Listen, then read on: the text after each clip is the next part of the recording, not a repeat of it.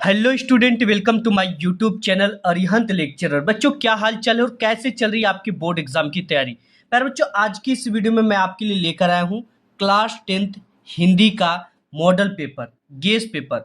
और ये पेपर जो है ना, इसमें आपके हिंदी के जितने भी मोस्ट इंपॉर्टेंट और सबसे ज्यादा बार बोर्ड एग्जाम में रिपीटेड क्वेश्चन है, जो बोर्ड में बार बार पूछे जाते हैं, उनको सम्मिलित किया गया है। ये पेपर आपके लिए बहुत महत्वपूर्ण है प्यारे बच्चों, और इस पूरे पेपर को तैयार करके आप एग्जाम हॉल में पेपर देने जाना। अगर आज की इस वीडियो को आप देख लेते हो ना, तो आपके 90% आ सकते हैं। प्यारे बच्चों, ये जो पेपर है ये मॉडल पेपर है, गेस पेपर है, प्रैक्टिस पेपर है। ये सिर्फ और सिर्फ आपके अच्छे नंबर और अच्छे अंक के लिए, प्रैक्टिस के लिए बनाया गया है।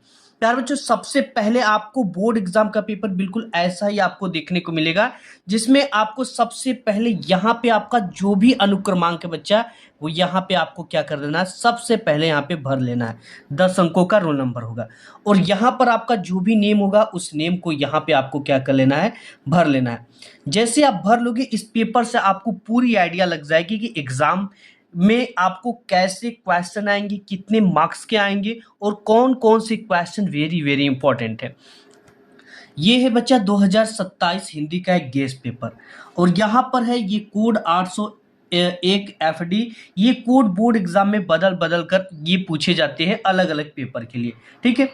और यहाँ पे है समय जो आपको इसको हल करने के लिए मिलेगा 3 घंटा 15 मिनट। इस वीडियो को बड़ा ध्यान से देखना बच्चा, ये वीडियो आपके लिए बहुत इंपॉर्टेंट है। ये इस वीडियो को अगर आपने अभी तक लाइक नहीं किया है तो एक लाइक कर दीजिए, और चैनल पे पहली बार तो सब्सक्राइब कर लीजिए। अब यहाँ पे जो पूर्णांक होगा बच्चा वो 70 का होगा, और 30 नंबर आपको विद्यालय की तरफ से प्रैक्टिकल के मिलते हैं, जो कि टोटल पूर्णांक 100 के बन जाता है। लेकिन क्वेश्चन पेपर जैसे शुरू होता है मेरे प्यारे बच्चों, यहाँ पे जो 3 घंटे का समय मिलता है इसको पेपर को हल करने के लिए, एंड 15 मिनट सिर्फ और सिर्फ इस पेपर को पढ़ने के लिए। और आपको कभी ये गलती नहीं करना कि पेपर को बिना पढ़े इसके क्वेश्चन के आंसर लिखने लगे। यहाँ पे दे रखा कि प्रारंभ के 15 मिनट परीक्षार्थियों को प्रश्न पत्र पढ़ने के लिए निर्धारित है, एंड इसके बाद बच्चा कुछ निर्देश दे दिया गया। इस निर्देश को पढ़ना बेहद इंपॉर्टेंट है आपके लिए। यहाँ पे है कि सभी प्रश्न आपको करना अनिवार्य है। इस क्वेश्चन पेपर में आए हुए सभी प्रश्न आपको करना है। एंड यहाँ पे दूसरा है कि यह प्रश्न पत्र 2 खंडों, खंड अ तथा खंड ब में विभक्त है। इसके बाद यहाँ पे तीसरा दे रखा बच्चा कि खंड अ में आपको 1 अंक के 20 बहुविकल्पी प्रश्न हैं, जिनके सही उत्तर आपको ओएमआर उत्तरक पत्रक पे नीले अथवा काले बाल पॉइंट कलम से सही विकल्प वाले गोले को पूर्ण रूप से काला या चिन्हित करना है। अब बच्चा 1 से लेकर 20 तक बहुविकल्पी देगा, जिसको आपको ओएमआर शीट पर भरना है, और ओएमआर शीट में भरते समय आपको बाल पॉइंट पेन का उपयोग करना है। बहुत सारे बच्चे ये कंफ्यूज होंगे कि सर मैं पहली बार एग्जाम देने जा रहा हूँ और ये बाल पॉइंट पेन क्या होता है। बाल पॉइंट पेन बच्चा डार्ट पेन होता है। आपको बोर्ड एग्जाम में जेल पेन का उपयोग ओएमआर भरने के लिए नहीं करना है। आप इसको ब्लू एंड ब्लैक दोनों कलर की पेन से ओएमआर शीट को भर सकते हैं, ठीक है। आप इसमें पेंटोनिक का बाल पॉइंट पेन ले सकते हो, सेलो का आता है, एल्कोस का आता है, इसको ले सकते हैं।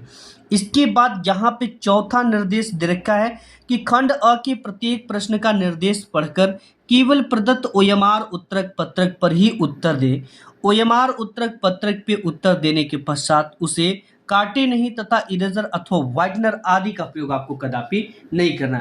बच्चा खंड अ में जो है प्रश्न का आंसर देने से पहले उसके निर्देश को पढ़ना है, एंड उसके बाद उस क्वेश्चन का आंसर ओएमआर शीट पे देना, और जो करेक्ट आंसर है उसी को ओएमआर पे भरना है। अगर आपने एक बार जिस भी ऑप्शन को, 4 ऑप्शन में से किसी एक ऑप्शन को सेलेक्ट कर लिया, फिर उस ऑप्शन को आप काट नहीं सकते, इस पे इरेजर, व्हाइटनर आदि का प्रयोग आपको नहीं कर सकते हैं। अगर ऐसा करते हो तो आपके नंबर कट जाएंगे।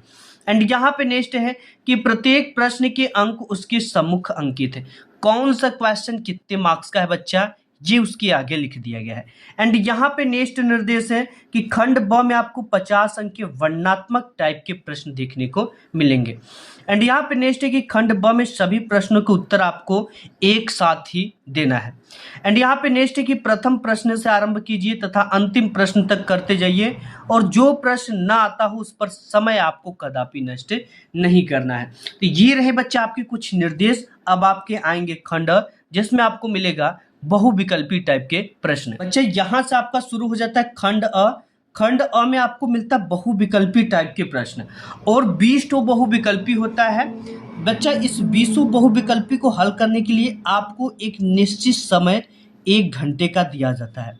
आप चाहो तो इसे आधे घंटे में भी हल कर सकते हो। ठीक है, ये मैथ के लिए 1 घंटा जाता है, लेकिन हिंदी वगैरह सामाजिक विज्ञान के लिए बच्चे आधे घंटे में से करके खाली हो जाते हैं।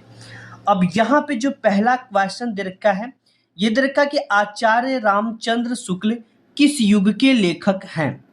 यहाँ पे है शुक्ल युग, द्विवेदी युग, शुक्लोत्तर युग, भारतेंदु युग, जो कि आपके पहले पाठ में आचार्य रामचंद्र शुक्ल मित्रता लिखे हुए हैं। तो बच्चे ये जो आचार्य रामचंद्र शुक्ल है, इनके पीछे जो शुक्ल लगा है ना, ये शुक्ल युग के लेखक हैं।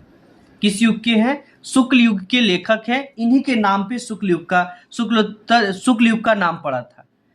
तो ऑप्शन नंबर पहले का ए करेक्ट हो जाएगा। इस वीडियो को बहुत ध्यान से देखना, ये वीडियो मैं आपके लिए बार बार कहूंगा कि बहुत इंपॉर्टेंट है। दूसरा क्वेश्चन है बच्चा, और ये वेरी वेरी इंपॉर्टेंट है। गबन की विधा है, यानी जो गबन मुंशी प्रेमचंद जी की रचना है, इसकी विधा क्या है?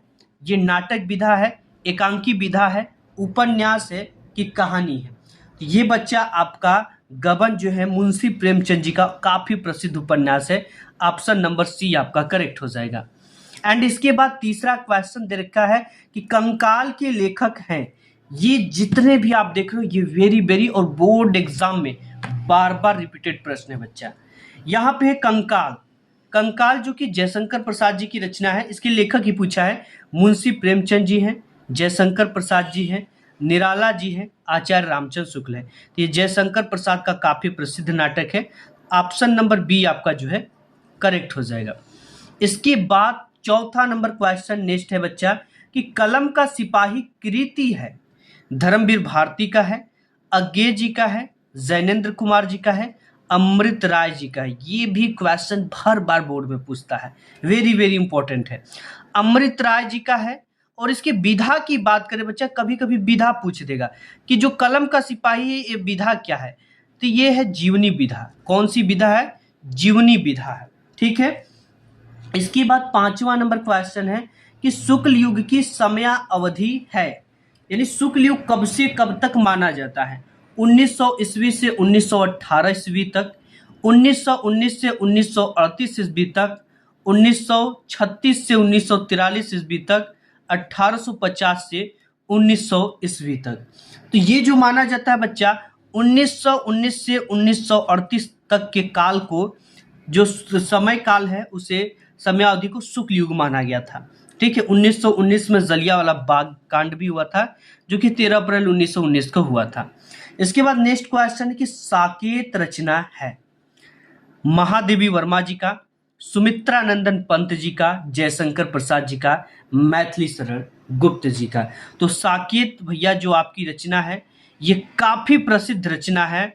किसका है? तो बच्चा साकेत मैथिली शरण गुप्त का। इन्हें राष्ट्रीय कवि का दर्जा मिला है, और ये इनका काफी प्रसिद्ध महाकाव्य है। ठीक है, तो साकेत जो है ये कौन सी विधा है? तो ये एक महाकाव्य है, और इसकी जो रचना किसकी है?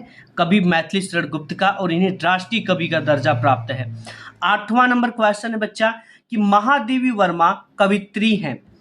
देखो, कवि को कवि कहा जाता है, लेकिन लेडीज जो रचनाकार होती है उन्हें कवित्री कहा जाता है। इस चीज का काफी ज्यादा ध्यान देना। ये प्रगतिवादी की है, द्विवेदी युग की है, छायावादी युग की है, प्रयोगवादी युग की है। तो महादेवी वर्मा जो कवित्री है, ये छायावादी युग की है, क्योंकि आप जानते हो 4 सबसे प्रसिद्ध स्तंभ जो है छायावाद के कवि जो है, वर्मा, प्रसाद, ये भी पूछता है, निराला और पंत। ये जो 4 ही प्रसिद्ध लेखक है या कवि हैं, वो आपके छायावाद के। तो वर्मा मतलब महादेवी वर्मा जी छायावाद युग की कवित्री है। इसके बाद 9वां नंबर क्वेश्चन दे रखा बच्चा, ये सब आप तैयार कर लेना। गंगा लहरी रचना है, पद्माकर जी की है, बिहारी जी की है, भूषण जी की है, मतीराम जी की है। तो गंगा लहरी जो है ये रचना किसकी है? यहाँ पे जो गंगा लहरी ये पद्माकर जी की काफी प्रसिद्ध रचना है, तो ऑप्शन नंबर ए आपका करेक्ट हो जाएगा। नेक्स्ट देखते हैं 10वां नंबर क्वेश्चन। नेक्स्ट बच्चा यहाँ पे 10वां नंबर क्वेश्चन है, आधुनिक काल की समय सीमा है 1919 से 1938 ईस्वी तक, 1936 से 1943 ईस्वी तक, 1918 से 1950 ईस्वी तक, या 1843 से अब तक। बच्चा जो आधुनिक काल है इसको इंग्लिश में मॉडर्न युग कहा जाता है। तो अभी जो हम है ना, हम और आप जो जी रहे हैं ये मॉडर्न युग में जी रहे हैं। तो ये जो है आधुनिक काल का समय 1843 से चालू हुआ था और अब तक चल ही रहा है, क्योंकि ये मॉडर्न युग है। लोग नहीं कहते हैं कि अरे भैया सुधर जाए तो मॉडर्न युग आएगा। अब इसके बाद 11 नंबर क्वेश्चन है कि महादेवी वर्मा की रचना नहीं है। ये नहीं कि निहार मारकर चले आए और बाद में आकर लगे रोने के हाँ मुझसे गलती हो गया, हमने नहीं को पढ़ा ही नहीं। और 99% बच्चे गलती करके आते हैं हर बार। महादेवी वर्मा की रचना है, पढ़े, और निहार सांध्य गीत जो देखे मार दिए। तो यहाँ पे निहार है, सांध्य गीत है, युगांत है, दीप शिखा है। तो यहाँ पे जो करेक्ट ऑप्शन होगा बच्चा वो आपका 11 का जो है ये युगांत जो है ये महादेवी वर्मा का रचना नहीं, ये आपका सुमित्रा नंदन पंत जी का है। और निहार सांध्य की दीपशिखा महादेवी वर्मा की रचना है। और देखो महादेवी वर्मा की रचना और सुमित्रा नंदन पंत की रचना सेम टू सेम मिलती जुलती लगती है, और इसी में बच्चे कंफ्यूज हो जाते हैं। ठीक है, तो ये आपकी पंत जी की रचना है और ये नहीं है, बाकी सभी है। अब यहाँ पे 12 नंबर क्वेश्चन है कि हास्य रस का स्थायी भाव क्या होता है? बच्चा आप में सिर्फ और सिर्फ 2 रस हैं, एक तो हास्य रस है और दूसरा करुण रस है। ठीक है, इससे बाहर एक भी रस नहीं पूछेगा, इससे निश्चिंत रहना। हास्य का स्थायी भाव हास होता है, और करुण का स्थायी भाव जो होता है शोक हो गया। ठीक है, शोक। अब यहां से आपके 1 अंक पक्के हो गए, हास्य रस का हास्य, करुण का शोक। अब इसके बाद एक इसको इस तरह से पूछता है, हास्य रस का एक एग्जाम्पल दे देगा कि बिंद के वासी उदासी त्रिपो व्रतधारी, इसको दे देगा और पूछ देगा कि उपयुक्त पंक्ति में कौन सा रस है, उसमें हंसने की वेशभूषा अतरंगी टाइप का दिखे तो यहाँ पे हास्य रस होगा, हंसी जरूर आ जाएगा। और करुण का भी एग्जाम्पल कभी दे देता और पूछ देता है कि उपयुक्त पंक्ति में कौन सा रस है। करुण का दे देगा, इस करुणा कलित हृदय में अब बिगल रागिनी बसती है, क्यों हाहाकार स्वरों में वेदना असीम गरजती है। दुख का बात आएगा, करुण का बात आएगा, शोक का बात आएगा, तो वहां पे करुण रस होगा। यहाँ से आपके बिल्कुल 1 नंबर पक्के हो गए। हास्य रस का स्थायी भाव जो भी है वो हास्य है। 13 नंबर क्वेश्चन दे रखा बच्चा कि पीपर पात सरिस मंडोला पंक्ति में अलंकार है। रूपक, उत्प्रेक्षा, उपमा, बहुब्रीहि आपको पढ़ना है बच्चा 4 ठो, और इन चारों में से सबसे ज्यादा रूपक और उपमा पूछे जाते हैं, सबसे ज्यादा। ठीक है, तो यहाँ पे दे रखा है रूपक का है ये एग्जाम्पल, उपमा है, उत्प्रेक्षा है, अनुप्रास है। तो यहाँ पे जो करेक्ट ऑप्शन हो जाएगा उपमा होगा। क्यों होगा? क्योंकि पीपल पात सरिस मंडोला, पीपल के पत्ते की तुलना किसी मनुष्य के मन से की गई है। पीपल पात सरिस मंडोला यानी कि पीपल, जिस प्रकार से पीपल का पत्ता हवा थोड़ा थोड़ा भी चलने पर हर समय हिलता है, उसी प्रकार मानव का मन भी चंचल है। आप देखोगे कहीं बैठ जाओगे तो आप अपने में गुनगुनाने लगोगे, लोगों से मोल चाल भाषा ये सब करने लगते हो। तो उसी हिसाब से मनुष्य का मन चंचल है। मन का मतलब दिमाग होता है, वो कुछ न कुछ नया करने के लिए जोश उमंग उत्साह कर बोर्ड एग्जाम में 98.5% के लिए तड़पता रहता है, लेकिन आप करते नहीं हो उसे। आप तो उसे गाइड दोगे ना। 14 नंबर क्वेश्चन है बच्चा, सोरठा छंद में चरण होते हैं। आप में 2 छंद है, सबसे पहला छंद सोरठा है और दूसरा छंद है रोला छंद। इन 2 छंद को ही आपको पढ़ना, और जब भी आपको ये इस तरह से पूछे तो आपको सिर्फ और सिर्फ, जैसे कोई पूछ दिया कि उपयुक्त पंक्ति में कौन सा छंद है, ऐसे भी देता है, एग्जाम्पल दे देगा और पूछेगा कि उपयुक्त पंक्ति में कौन सा छंद है। तो जब तक आपको मात्रा गिनने का ज्ञान नहीं होगा बच्चा, तब तक आप छंद को फाइंड नहीं कर सकते हो। और एक चीज ध्यान देना कि जब भी ऑप्शन में छंद आप ढूंढोगे तो आपको सिर्फ रोला और सोरठा ढूंढना है, इसके अलावा और कुछ भी नहीं ढूंढना है। ठीक है, सोरठा छंद में कितने चरण होते हैं? 4, 2, 3 और 1 होते हैं। तो बच्चा इसमें 4 चरण होते हैं, ठीक है। सोरठा में भी 4 चरण होते हैं और रोला में भी 4 चरण होते हैं, और इन चरणों में जो है मात्राएं अलग अलग होती हैं। तो आपको कमेंट बॉक्स में कमेंट करके बताना है कि सोरठा छंद में कितनी मात्राएं होती है, रोला छंद में कितनी मात्राएं होती है। 14 नंबर क्वेश्चन है कि उपदेश शब्द में प्रयुक्त उपसर्ग है। अब यहाँ पर बच्चा आपका उपसर्ग वाला मैटर आ गया, ठीक है। मैं अगर यहाँ पर उपकार लिख दूं इस तरह से और इसमें पूछूं आपसे कि उपसर्ग क्या है, तो जब 4 अक्षर होता है तो इसका शुरू के 2 अक्षर इसका उपसर्ग बन जाता है। अगर यहीं पे कुशल लिख दूं या सुलभ लिख दूं, सुलेख लिख दूं, तब उसका पहला अक्षर जो होता है वो क्या होता है, जो है उपसर्ग होता है, ठीक है। अब यहाँ पर उपदेश में इसके शुरू के 2 अक्षर क्या है, उप है, तो यहाँ पे ऑप्शन नंबर सी जो है उपदेश का करेक्ट हो जाएगा। अब इसके बाद 15 नंबर क्वेश्चन है बच्चा, यहाँ पे दे रखा है कि त्वयी किस विभक्ति और वचन का रूप है? त्वयी द्वितीया एकवचन, तृतीया बहुवचन, चतुर्थी बहुवचन, सप्तमी एक वचन। तो यहाँ पे जो करेक्ट ऑप्शन होगा वो चतुर्थी एक वचन का रूप है त्वयी। 16 नंबर क्वेश्चन है, आप में सबसे ज्यादा जो समास, तो आप में कर्मधारय समास भी दे रखा है, द्वंद्व और द्विगु समास दे रखा है, लेकिन सबसे ज्यादा द्वंद्व और द्विगु पूछे जाते हैं। द्वंद्व शब्द में और शब्द का लोप पाया जाता है और द्विगु जो होता है संख्यावाचक होता है। अब यहाँ पर बच्चा अगर इस तरह से हम माता लिख दें और शब्द न लिखे, जैसे माता और पिता लिखते हैं ना, तो और न लिखकर इस तरह का डैश लगा दें और इसमें और शब्द क्या कर दिया हमने, लुप्त कर दिया। तो यहाँ पे जब भी जो समास होगा इन 2 शब्दों के बीच में इस तरह का डैश दिख जाए तो आपको वहाँ पे आंख बंद करना और द्वंद्व समास पे टिक कर देना है, ठीक है। तो यहाँ पे 2 शब्दों के बीच में और शब्द का लोप है, यानी इस तरह का डैश दिखा है, तो यहाँ पे द्वंद्व मार देंगे। द्विगु जो होता है संख्यावाचक होता है, जैसे चौराहा, पंचमुखी, त्रिभुज, कष्टभुज, इस तरह से, ठीक। अब इसके बाद नेक्स्ट देखते हैं 17 नंबर। 17 नंबर क्वेश्चन है, मछली का पर्यायवाची है, द्विज है, मीन है, रसना है, मूड है, ठीक है। कहीं कहीं देहाती भाषा में लोग कहते हैं कि अरे रसना बनल बा भैया, मछली के रसना, ठीक है। रस उस लगा के लोग बना देते हैं, जो खाता होगा वो जानता होगा इसका क्या क्या नाम है। तो मछली का जो पर्यायवाची है बच्चा वो मीन है। क्या है? मीन मतलब मछली। रसना तो उसका सब्जी बनेगा तब होगा। 18 नंबर क्वेश्चन की रचना के आधार पर वाक्य के कितने भेद होते हैं? 2 भेद होते हैं, 3, 4 की 5 होते हैं।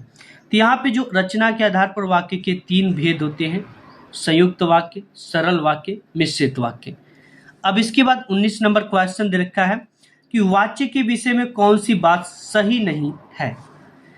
तो यहाँ पर कई सारी चीजें दे रखा है, तो इसमें जो करेक्ट ऑप्शन है, वाच्य कभी परिवर्तित नहीं होता है, ये बात सही नहीं है, ये होता है परिवर्तन, और ये सभी बात जो है क्या है, सही है, और ये सही नहीं।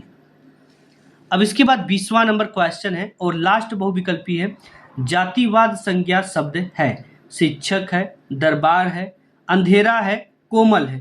तो शिक्षक एक जाति है, इस शिक्षक जाति से बिलोंग करते हैं। दरबार कोई जाति नहीं, कोमल कोई जाति नहीं है, अंधेरा कोई जाति नहीं, लेकिन शिक्षक समाज एक जाति है। अब यहाँ पर बच्चा आपका 1 आवर का समय खत्म और 20 बहुविकल्पी आपका जो है OMR सीट पर हो गया। अब यहाँ से जो शुरू होता है मेन खेल, तो यहीं से शुरू होता है और यहाँ से आपके नंबर घटते हैं, बढ़ते हैं, एग्जामिनर नंबर काटते हैं। लेकिन इस वीडियो को देखने के लिए बाद आपके एक भी नंबर नहीं कटने वाले। यहाँ से जो बच्चा आता है आपके मार्क्स 50 मार्क्स के क्वेश्चन पूछे जाते हैं और यहीं से बच्चे 30 नंबर 35 नंबर लेकर आते हैं। वो क्या गलती करते हैं और कैसे आंसर लिखते हैं, क्या मिस्टेक वो कर देते हैं। और इसके लिए टोटल आपको कितने आवर का समय है बच्चा? 2 आवर का समय प्रोवाइड किया गया है। अब इसमें क्या करना है, खंड ब में वर्णनात्मक टाइप के प्रश्न है। इसमें जो बच्चा आपका 21 नंबर क्वेश्चन आता है, ये आपके एग्जाम में देगा कि निम्नलिखित गद्यांश पर आधारित दिए गए प्रश्नों का उत्तर आपको दीजिए, और इसके लिए आपको टोटल 6 अंक मिलेंगे। यहाँ पर बच्चा इस तरह का एक गद्यांश देता है जो कि आपके पाठ में से होता है। तो यहाँ पर बच्चा इसमें जो सबसे पहला क्वेश्चन आपसे एग्जाम में पूछेगा, ये पूछेगा उपयुक्त गद्यांश का संदर्भ लिखिए और इसके लिए 2 नंबर मिलेगा। यहीं से टीचर को इंप्रेस करने का तरीका स्टार्ट हो जाता है। संदर्भ के लिए आपको 2 चीजें पता होना इंपॉर्टेंट है, एक तो ये किस पार्ट का है, दूसरा इसके लेखक यानी राइटर कौन है। ये 2 चीजें आपको पता होना बेहद इंपॉर्टेंट है। तो ये जो पार्ट है बच्चा, ये जब आपको कैसे पता चलेगा, आप इसको पढ़ोगे तो आपको उसमें से कुछ चीजें निकल कर आएंगी जो उस पाठ की आपको याद दिला देगी, उस शीर्षक की। ये भारतीय संस्कृति नामक पाठ से लिया गया है और इसके जो राइटर हैं, लेखक हैं, वो स्वयं डॉक्टर राजेंद्र प्रसाद जी हैं। ठीक है, डॉक्टर राजेंद्र प्रसाद जी हैं, डॉक्टर राजेंद्र प्रसाद जी हैं। अब यहां पर है गद्यांश के रेखांकित अंश की व्याख्या कीजिए। अब इस गद्यांश के नीचे आप देखोगे कुछ ऐसे शब्द हैं जिनके नीचे लाइन खींची गई है, यानी एक रेखा खींची गई है। ये आपके गांव की रेखा की बात नहीं की जा रही, यहाँ पे जो नीचे लाइन खींची गई इसकी बात की जा रही है। तो यहाँ पर बच्चा इसको अपने शब्दों में लिखना होता है। जैसे यह एक नैतिक और आध्यात्मिक स्रोत है, तो मतलब इसको कैसे लिखेंगे, ये जो हमारा परम कर्तव्य, नैतिक की जगह पे क्या लिखेंगे, परम कर्तव्य, और आध्यात्मिक यानी धार्मिक स्रोत यानी जरिया है, जो अनंत काल से, जो बहुत पहले से प्रत्यक्ष जो दिखाई दे, अप्रत्यक्ष जो ना दिखाई दे, संपूर्ण रूप से संपूर्ण देश में बहता रहा है और इसी तरह से हमारे पूरे देश में बह रहा है। इसी को अपने शब्दों में लिखना होता है। अब इसके बाद यहाँ पर है मानव मात्र के लिए क्या अत्यंत आवश्यक हो गया। अब इस चीज को आपको ना, इस लाइन को ही इसमें खोजना है। तो यहाँ पर देखो, आज मानव मात्र के लिए अत्यंत आवश्यक हो गया। इसके आगे की लाइन देखो, सत्य और अहिंसा जो केवल इसी देश के लिए नहीं, आज मानव मात्र के लिए अत्यंत आवश्यक हो गया। क्या? सत्य एवं अहिंसा आज मानव मात्र के लिए जो है अत्यंत आवश्यक हो गया है। अब इसका एक तो ये देता है, एक अथवा करके देता है। अगर आपको ये नहीं आता तो आप अथवा वाले को कर सकते हो। देखते हैं, अथवा यहाँ पर दे रखा बच्चा, अथवा। अथवा में भी आपको इस तरह से दे रखा है। यहाँ पर भी सबसे पहला उपयुक्त गद्यांश का संदर्भ लिखे, 2 नंबर का है, आप इसे भी हल कर सकते हो। ये इसमें सबसे पहले पाठ और एंड इसके राइटर यानी लेखक का नाम आपको पता होना चाहिए। तो ये जो पाठ है, यह कोई बात नहीं है कि एक ही स्वभाव और रुचि के लोगों में ही मित्रता हो सकती है। यहाँ पर मित्रता मिला ना, ये जो पाठ है बच्चा आपका मित्रता नामक पाठ से लिया गया और इसके राइटर आप जानते हो कि स्वयं आचार्य रामचंद्र शुक्ल जी हैं। ठीक है, और काफी प्रसिद्ध रचना एग्जाम में पूछे जाते हैं हर साल, और इनको आपको एग्जाम हॉल में ऐसे ही लिखना, आचार्य रामचंद्र शुक्ल जी है। ठीक है बच्चा, अब यहाँ पर जो है रेखांकित अंश की व्याख्या है, यहाँ से लेकर, ठीक है, यहाँ पर यहाँ से लेकर यहाँ तक रेखा खींची गई, लाइन खींची गई है, इसी की व्याख्या आपको करना है। जैसे यहाँ पे है कि समाज में विभिन्नता देखकर लोग एक दूसरे की ओर आकर्षित होते हैं, यानी कि समाज में यह वो दिखेगा कि यार ये थोड़ा सा मुझसे हंसी मजाक टाइप का है, मैं नहीं हूँ, उसमें हमारे से भिन्न है, तो उसकी तरफ आकर्षित होंगे। ये थोड़ा लोगों को हंसी मजाक करा लेता है, उसकी तरफ आकर्षित हो जाएंगे। ये थोड़ा ना डायलॉग अच्छा बोल लेता है, सीरियस है, लड़ाई झगड़ा कर लेता है, हमारे में वो टैलेंट नहीं है, तो उसके विभिन्नता को देखकर आप उसकी तरफ खींचे जाओगे चुंबक की तरह। ठीक है, तो यही होती है। इसकी व्याख्या ऐसे ही लिखना कि समाज में हमारे विभिन्न तरह के लोग रहते हैं जिनमें उनके अलग गुण स्वभाव को देखकर हम उनकी तरफ आकर्षित होते हैं, उनकी तरफ खींचे हुए आ जाते हैं। जो गुण हम में नहीं है, हम चाहते हैं कि कोई ऐसा मित्र मिले जिसमें वे गुण हो। ठीक है, जैसे आप फनी नहीं हो तो कोई ऐसा मित्र आप ढूंढोगे जिसमें वो फनी हो, लोगों से मजाक कर ले, अच्छा बोल बात ले। तो यही विभिन्नता होती है बच्चों, और क्या होती है। और कुछ विभिन्नता आप देखकर आकर्षित होते हो तो वो दूसरी बात है। इसके बाद है व्यक्ति एक दूसरे की ओर क्या देखकर आकर्षित होते हैं। ठीक है, व्यक्ति की बात की जा रही है, ये नहीं कि गर्ल्स की बात की जा रही है कि उनके तरफ आप क्या देखकर आकर्षित होते हैं। यहाँ पे व्यक्ति की बात हो रही है। तो एक दूसरे में विभिन्नता, देखिए समाज में विभिन्नता देखकर लोग एक दूसरे की ओर आकर्षित होते, क्या देखकर, विभिन्नता। अब इसके बाद है 22 नंबर क्वेश्चन कि दिए गए पद्यांश पर आधारित प्रश्नों के उत्तर दीजिए। इसके लिए आपको 6 मार्क्स मिलेंगे। बच्ची अभी तक वीडियो को लाइक नहीं किए तो एक लाइक फटाफट कर दीजिए। ठीक है, ये जो क्वेश्चन है वेरी वेरी इंपॉर्टेंट है, सभी रिपीटेड क्वेश्चन है, बोर्ड एग्जाम में हर बार रिपीट किए हुए हैं।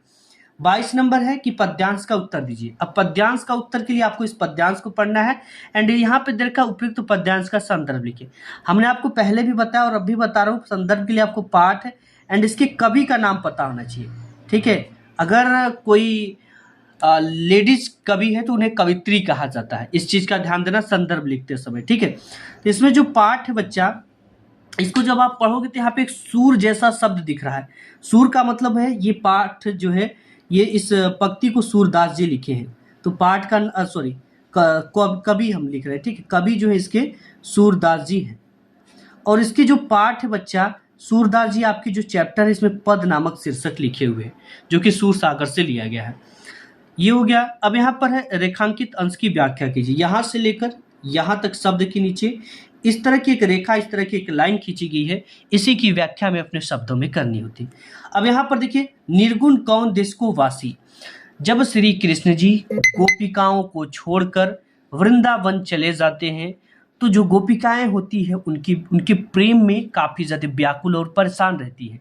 तो इसी का फायदा उठाकर उद्धव जी ये चाहते हैं कि मैं गोपिकाओं को अपने बस में कर लूं और अपने ईश्वर की तरफ उन्हें खींच कर लाऊं। तो वो एक निर्गुण ब्रह्म की उपासना करते थे, जो उद्धव जी थे।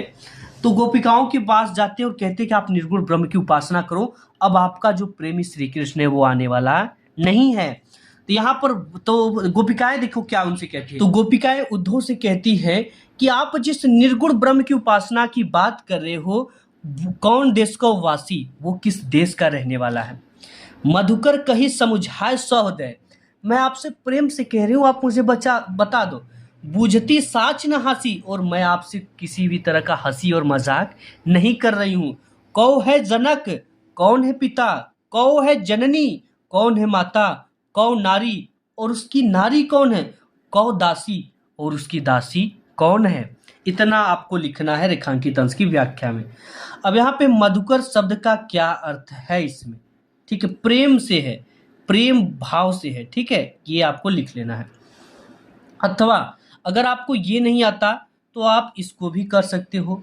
अतुलनीय जिनके प्रताप का साक्षी प्रत्यक्ष दिवाकर घूम घूम कर देख चुका है, जिनकी निर्मल कीर्ति निशाकर देख चुके हैं, जिनका वैभव ये नभ के अनंत तारागण अगणित बार सुन चुका है नभ, जिनका विजय घोष रणघर्षण।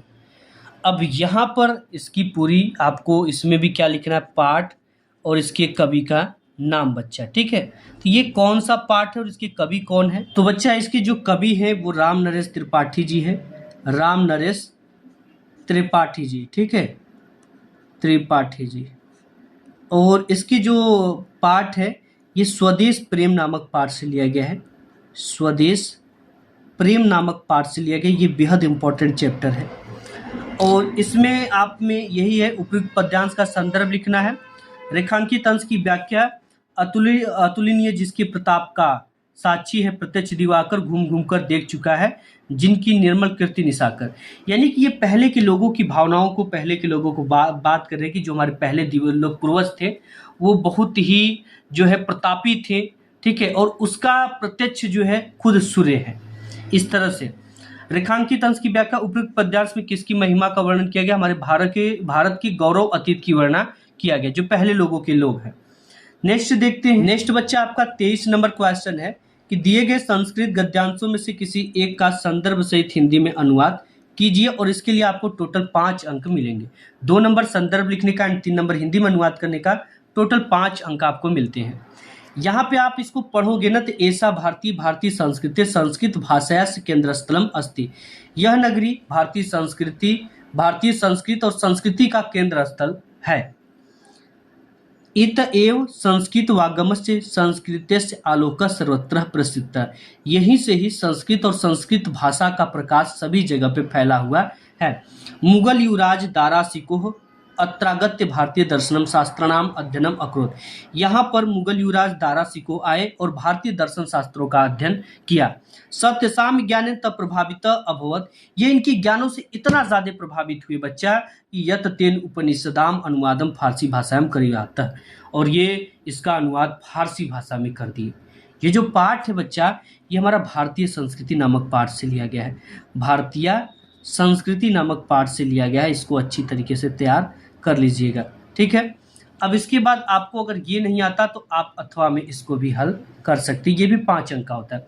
नागरिक बहुकालम यावत अचिंत्यत परम परिलिकाय उत्तरम धातु समर्थन अभवत, नागरिक ने बहुत समय तक सोचा परंतु पहलिका का उत्तर देने में समर्थ नहीं हुआ, अतः ग्रामीण अवदत, तब जो है ग्रामीण बोलता है अहम अस्य प्रहलिकाम उत्तरम न जनामि, मैं इस प्रहलिका का उत्तर नहीं जानता हूँ। ईदम श्रुत्वा ग्रामीण अकथ्यत, यह सुनकर गांव वाला जो है वो कहता है यदि भवान उत्तरम न जनाती, यदि आप उत्तर नहीं जानते हो तरह ही ददातु 10 रुपये 10 रुपये का शर्त लगा होता है, तो वो कहता है कि आप शर्त के 10 रुपया दे दो। अतः मलान मुखेन, मुरझाए हुए मुख वाले नागरिक ने समयानुसारम, समय के अनुसार 10 रुपये दत्तानी ₹10 दे दिया। ठीक है, इसका इस तरह से लिखना बच्चा। ये जो पाठ है ये आपका चौथा पाठ प्रबुद्धो ग्रामीण नामक पाठ से लिया गया है। प्रबुद्धो ग्रामीण नामक पाठ से लिया गया है, जिसमें शहर और ग्रामीण का वर्णन किया गया है। 24 नंबर क्वेश्चन दे रखा कि नीचे दिए गए पद्यांशों में से किसी एक पद्यांश का संदर्भ सहित हिंदी में अनुवाद कीजिए। संदर्भ लिखने का 2 नंबर, हिंदी में अनुवाद करने का 3 नंबर, टोटल आपको 5 नंबर मिल जाते हैं। यहाँ पे दे रखा कि सर्वे भवन्तु सुखिनः, सभी लोग सुखी रहें। सर्वे सन्तु निरामयाः, सभी लोग निरोग रहें। सर्वे भद्राणि पश्यन्तु, सभी लोग कल्याण को देखें। माँ कश्चित् दुर्भाग् भवेत्, कोई भी दुख का भागी ना बने। ठीक है, ये जो पाठ है बच्चा ये आपका भारतीय संस्कृति नामक पाठ से ये भी लिया गया है। किस पाठ से लिया गया है? भारतीय संस्कृति नामक पाठ से लिया गया है। अब यहाँ पर अथवा में अगर ये नहीं जानते तो आप इसे भी 5 नंबर में कर सकते हो। माता गुरुत्वा भूमि, भूमि से भी महान माता है। खाद पितो चतरस्तता, आकाश से भी ऊंचा पिताजी का स्थान है। मनम शीघ्रतम वातात, वायु से भी तीव्र मन की गति है। चिंता बहुतरी त्रिडार, तिनके से भी ज्यादा ज्वलनशील चिंता है। ये जो पाठ है बच्चा ये आपका जीवन सूत्राणी नामक पाठ से लिया गया। किस पाठ से लिया गया है? जीवन सूत्राणी नामक पाठ से लिया गया। आप इसको अच्छी तरीके से तैयार कर लेना। नेक्स्ट देखते हैं 25 नंबर क्वेश्चन। आपका यहाँ पे 25 नंबर क्वेश्चन है कि अपने पठित खंड काव्य के आधार पर निम्नलिखित प्रश्नों में से किसी एक का उत्तर लिखिए और इसके लिए आपको 3 अंक मिलेंगे। और ये जो बच्चा होता है ना, अपठित खंड काव्य जो होता है ये जो होता है हर एक जिला में अलग अलग चीज़ें पढ़ाई जाती है।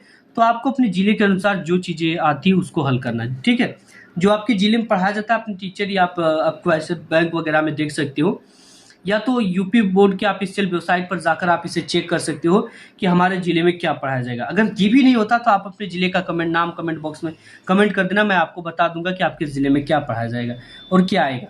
26 का कहा है कि दिए गए लेखकों में से किसी एक लेखक का जीवन परिचय देते हुए उनकी एक प्रमुख रचना का उल्लेख कीजिए। इसके लिए आपको 5 अंक मिलते हैं। जीवन परिचय लिखने का बच्चा 3 अंक और रचना का नाम लिखने के लिए 2 अंक, टोटल 5 अंक मिलते हैं। यहाँ पे आप आचार्य रामचंद्र शुक्ल का जीवन परिचय लिख सकते हो, डॉक्टर भगवत चरण उपाध्याय जी का लिख सकते हो और जयशंकर प्रसाद जी का लिख सकते हो। अब इसके बाद ख नंबर दे रखा है कि दिए गए कवियों में से किसी एक कवि का जीवन परिचय देते हुए उनकी एक प्रमुख रचना का उल्लेख कीजिए। जीवन परिचय लिखने का 3 नंबर, प्रमुख रचना का उल्लेख करने का 2 नंबर, टोटल यहाँ से आपको 5 नंबर मिल जाएगा। यहाँ पे गोस्वामी तुलसीदास जी, रसखान जी, सुमित्रानंदन पंत जी, मैथिली शरण गुप्त जी। तो आप इसमें से किसी एक का लिख लेना, अच्छे से तैयार कर लेना, इन सभी को तैयार कर लेना। ठीक है, क्योंकि ये वेरी वेरी इंपॉर्टेंट क्वेश्चन है बच्चा। नेक्स्ट देखते हैं 27 नंबर। नेक्स्ट आपका 27 नंबर क्वेश्चन है कि अपनी पाठ्य पुस्तक से कंठस्थ किया हुआ कोई एक श्लोक लिखिए जो इस प्रश्न पत्र में ना आया हो। इसके लिए आपको 2 अंक मिलेंगे। बच्चा आपको 2 श्लोक तैयार कर लेना, एक मैं बता देता हूँ, एक आप अपने से तैयार कर लेना। बंधन मरणम वापि जो वापि पराजय, उभ्यत्र समो वीरः वीर भावो ही वीरता। इसके लिए आपको 2 अंक मिलेंगे श्लोक लिखने का। ठीक है, 28 नंबर क्वेश्चन है कि अपने विद्यालय के प्रधानाचार्य को पुस्तकालय के लिए हिंदी पत्र पत्रिकाएं मंगवाने का अनुरोध करते हुए एक प्रार्थना पत्र लिखे। इसके लिए 4 अंक मिलते हैं। अगर ये नहीं लिखना चाहते हो तो राशन कार्ड खो जाने की सूचना देते हुए अपने क्षेत्र के खाद्य एवं आपूर्ति अधिकारी को एक नया राशन कार्ड बनवाने के लिए प्रार्थना पत्र लिखिए।